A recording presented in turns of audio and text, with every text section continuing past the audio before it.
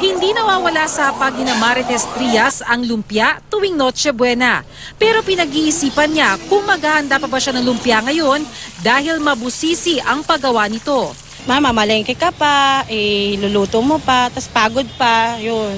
Di katulad pag bibili ka na lang, hain mo na lang, tas kain na lang. Sabi ni Relly Hernandez, ito ang dahilan kaya naisipan nilang magtinda ng ready-to-cook lumpia. Mas matipid daw kung sariling luto, pero katakot-takot na oras naman ang uubusin sa paghanda ng isang putahe. Maraming oras ang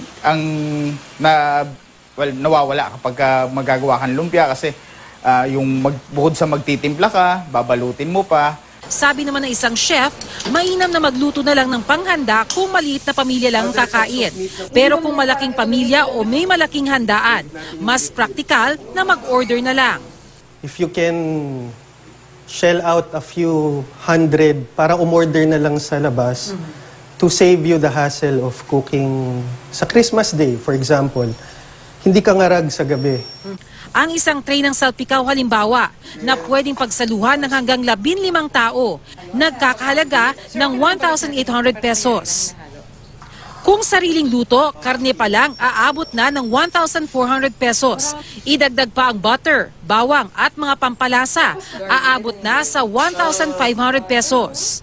Ang leche flan ay isa sa mga paboritong panghimagas ng mga Pinoy, hindi basta-basta ang proseso sa paggawa. Maaari pang masayang kung hindi sanay magluto nito.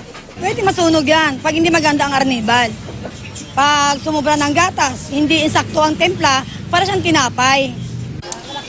Pero para sa isang pamilyang Pilipino, anuman ang handa sa Noche Buena, ang mahalaga, dama ng bawat miyembro ang diwa ng Pasko sa pamamagitan ng pagmamahalan at pagbibigayan. Bernadette Reyes, Nakatutok, 24 Oras.